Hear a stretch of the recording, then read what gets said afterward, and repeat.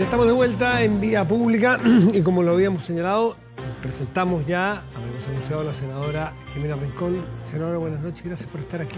Muchas gracias. Senadora de demócratas, tengo que decir. Senadora demócrata, sí, hay que presentarlos compartidos porque hay cierta liquidez, entonces hay que presentar en partidos. La invitación fue conversar de reforma a las pensiones, pero antes, dada la necesaria urgencia de las noticias que ocurren, hay que señalar que el Senado aprobó un proyecto que busca declarar inconstitucional la Comisión contra la Desinformación. Y usted es una de las que empujó este proyecto de acuerdo que se aprobó en el Senado. ¿Cómo consiguieron los votos? ¿De qué se trata? ¿Cuál es la preocupación que hay detrás de este decreto número 12 del Ministerio de Ciencias? Bueno, es un proyecto de acuerdo, efectivamente, que busca que el presidente de la República revise el decreto, ¿no es cierto?, en que establece esta Comisión de la Desinformación y que además el presidente del Senado pueda recurrir ante el Tribunal Constitucional por inconstitucionalidad. Claro, pues son las dos cosas. Eso es lo que vendría ahora. Claro. ¿No? El proyecto de acuerdo lo que dice es que el presidente puede recurrir, si así lo estima necesario, al tribunal. Y esto es algo bien importante porque podríamos haber juntado firmas a algunos senadores y haber ido al tribunal a pedir, ¿no es cierto?, que se declarara inconstitucional el decreto. Pero la votación de hoy día, que además se trató de evitar por parte de algunos colegas, lo que hace es habilitar al presidente del Senado para que concurra a nombre de la corporación. Ese es el punto, ¿no? No hay un grupo D, va la corporación no es un grupo D. ¿Y va a ir al Tribunal Constitucional? Sí, el presidente va a ir, el presidente Coloma va a ir. Este es un proyecto de acuerdo que reunió la mayoría requerida para presentarse, que son, el número es 26 firmas, concurrió con 27 y se aprobó con 18 votos a favor, 11 en contra, 3 abstenciones. 3 abstenciones que son interesantes porque es el senador Bianchi, pero además 2 senadores socialistas, el senador Fidel Espinosa y José Miguel Insulza. No son cualquier senador. Claro. Estos 3 senadores son importantes sin lugar a dudas. ¿Por qué creen ustedes que es inconstitucional este decreto? Básicamente porque estas materias están radicadas en el ámbito legislativo y el ámbito dentro del cual se puede mover el Ejecutivo está claramente estipulado en la Constitución y nunca podría haber ido más allá que lo que la Constitución permite. Hay ejemplos en el mundo de comisiones de esta naturaleza que se han discutido en el ámbito legislativo y han sido exitosas. Alemania es un gran ejemplo de aquello.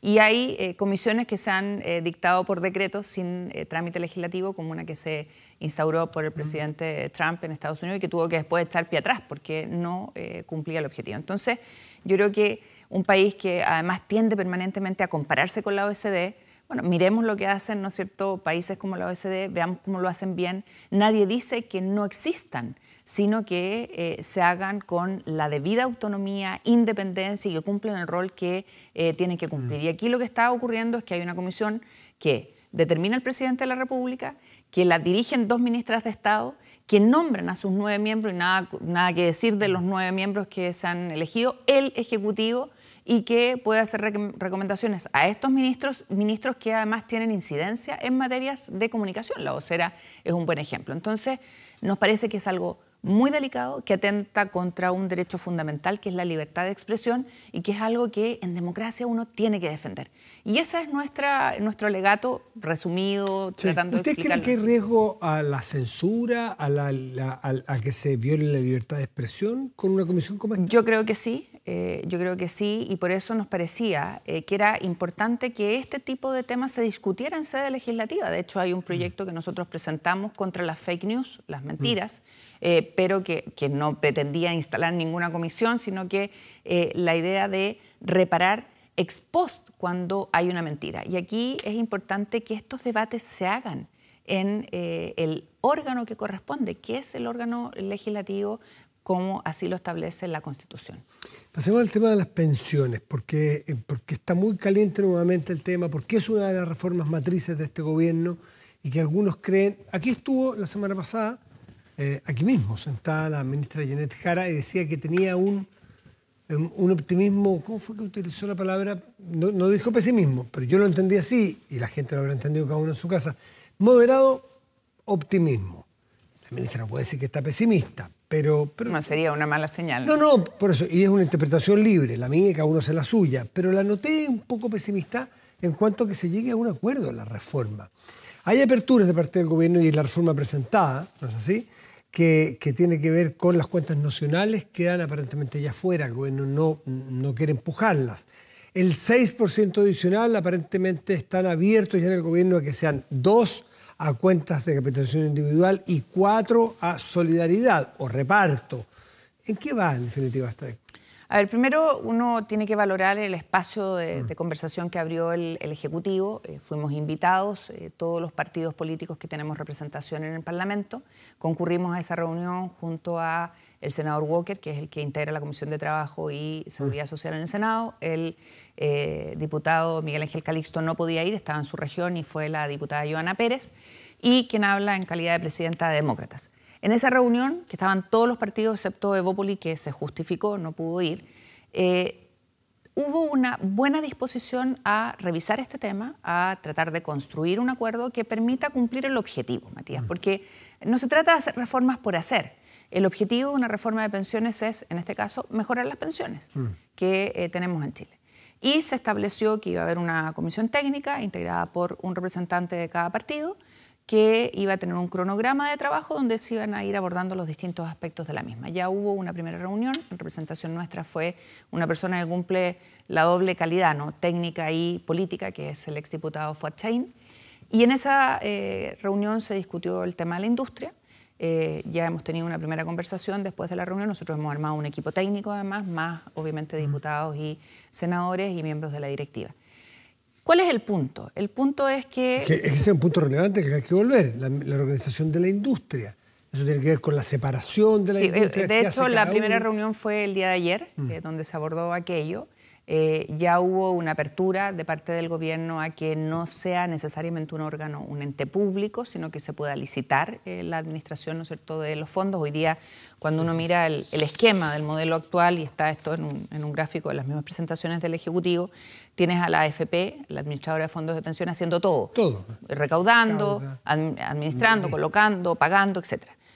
A menos que se vaya, ¿no es cierto?, el pensionado al sistema de un seguro de renta vitalicia. Y el modelo que plantea el gobierno distingue y separa, ¿no es cierto?, la recaudación de la colocación de los fondos y el pago.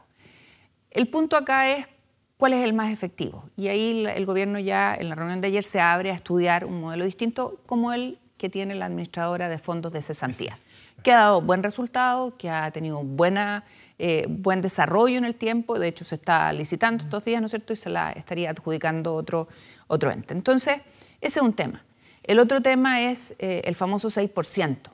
Y ahí cuando uno mira el proyecto, y esto es una presentación del Ejecutivo, cuando uno mira la presentación del Ejecutivo, sin modificaciones todavía, donde el 6% adicional, hoy día en Chile, ¿no es cierto?, cotizamos un 10% de la renta de los trabajadores, y hay un 6% adicional que no va a ser de los trabajadores, sino que va a ser del empleador.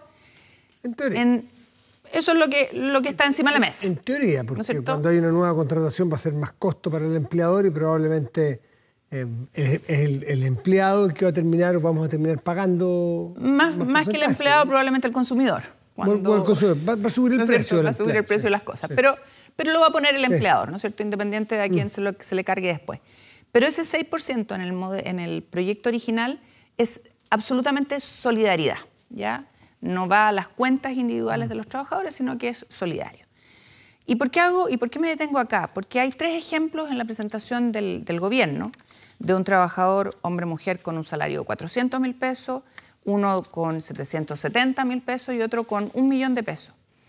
Y cuando uno mira el ejercicio de lo que tiene hoy día ese trabajador en materia de pensión y cómo quedaría con la reforma 6% solidaridad, la tasa de reemplazo, vale decir, lo que hoy día tiene es un 67% de lo que está... La tasa de reemplazo es lo que la persona, una vez que se jubila, ¿cuánto consigue de lo que estaba ganando? Claro, ¿no es cierto? ¿Cuánto reemplaza su remuneración versus su pensión? Claro. Entonces, con esta reforma, esa persona que tenía 400.000 pesos, que tenía un 67%, pasa a casi el 100%. ¿Ya? O sea, va a quedar con una pensión de 392.000 pesos y no de 260 y algo. ¿Ok? Sí. Cuando nos vamos a un trabajador que hoy día gana 770.000 pesos y le ponemos la fórmula del gobierno del 6% de solidaridad, la tasa de reemplazo, que hoy día es de 44%, pasa a 60%. Y si nos vamos a un trabajador de 1 millón de pesos... Pero un segundo, ¿con qué presupuestos de rentabilidad? Déjame terminar esto y de ahí me voy a ir a eso. Sí. Porque vas justo a la línea que creo que tenemos que analizar. Y te vas al de 1 millón de pesos y le decimos, ¿sabe qué? Con el 6% que vamos a solidarizar, usted de un 38% de tasa de reemplazo actual va a pasar al 50%. Y ahí uno dice, chuta, me están pidiendo que solidarice todo el 6% para aumentar un 10% mi pensión. Es como extraño, ¿no? ¿Para qué todo este esfuerzo si la verdad es que la ganancia que voy a tener es marginal? Y eso es 6% solidaridad completa. Y ahí viene la pregunta que tú te haces, que es la pregunta que nosotros venimos haciendo hace ya casi un año. Nosotros oficiamos en noviembre del año pasado al gobierno para que nos entregara las bases de cálculo, los números, las estimaciones. Todavía no tenemos nada. Y la pregunta es, ¿sobre qué rentabilidad estamos haciendo? ¿Cuánto va a rentar ese fondo? Porque antiguamente rentaban 10, 12, 8%, hoy día están con suerte en 2%. ¿Cuál es la estimación de rentabilidad que está haciendo el gobierno para asegurar este resultado? ¿Qué certeza hay? ¿Y qué responde cuando le preguntan a la ministra, por ejemplo? Yo le puedo compartir la copia del oficio en que me dijeron que eran datos sensibles y que vieran en la página web lo que había. Es que así no se trabaja en la reforma, porque no nos basta el informe financiero. Ya hoy día, financiar la PGU, producto del la nueva masa, ¿no es cierto?, de beneficiarios, no tiene financiamiento. Si vamos a subirla a 250.000 pesos sin ningún incentivo a que los trabajadores coticen, la verdad es que no solo vamos a aumentar la informalidad, sino que va a pasar algo que tú enunciaste antes. Es que el empleador, la pyme, va a decir, ¿qué sentido tiene que yo haga todo un esfuerzo? Si me suben los impuestos, me aumentan la cotización, que es un impuesto al trabajo, y afuera de mi local comercial tengo comercio ambulante que no paga impuestos, no paga cotizaciones, no paga luz, no paga arriendo, no paga construcción, no paga nada. Entonces, lo que estamos haciendo, si no tenemos buenos números, si no hay seriedad en la apuesta que hacemos, en un tema que es necesario de resolver, es que vamos a generar más incerteza y más Senadora Rincón, ¿y cuáles serían a grandes rasgos los puntos, de todos los puntos que hemos hablado, que a ustedes como demócratas o sienten que están llegando o podrían llegar a un acuerdo? Por ejemplo, en la repartición del 6. Hay que recordar que en el gobierno del presidente Piñera, en ese periodo, se aprobó en la Cámara de Diputados un acuerdo del 3 y 3, que después en el Senado no se llegó a votar nunca, pero parecía bien encaminado eso. ¿Por ahí creen ustedes que puede ir? Es que vamos a volver al cuento de los fenicios.